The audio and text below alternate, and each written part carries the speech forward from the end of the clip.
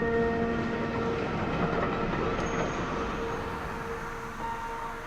name is Abu.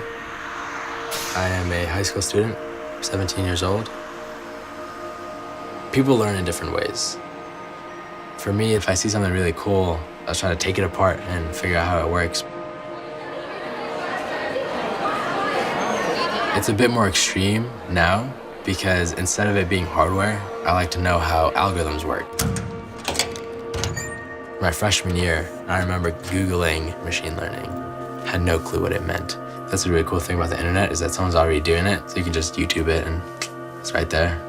The minute I really saw what machine learning can do, it kind of like hit something within me, this like need to build things to help people. My parents are immigrants from Afghanistan.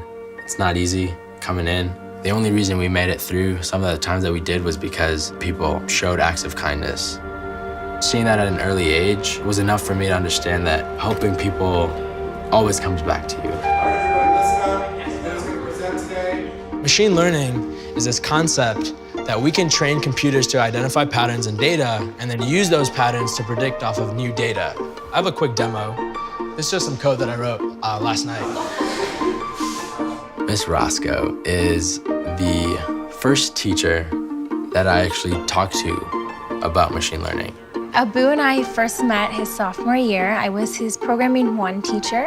My students do a computer science fair, and they are challenged to find a problem, but they have to use a form of technology to solve that problem. And then it kind of hit me in a way where I could actually genuinely help people.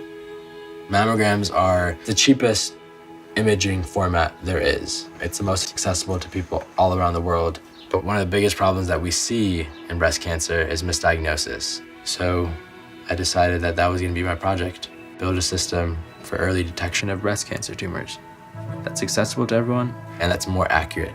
How was I going to do it? Machine learning. It's not an easy thing to do. Data is not publicly available, and if it is, it's low quality data. It's difficult. I wasn't even sure if I could do it.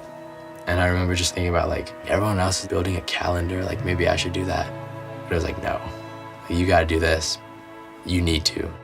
He was talking to me about all the cool stuff he was doing, and I was telling him not to overdo it. He should just be a kid and worry about kid stuff.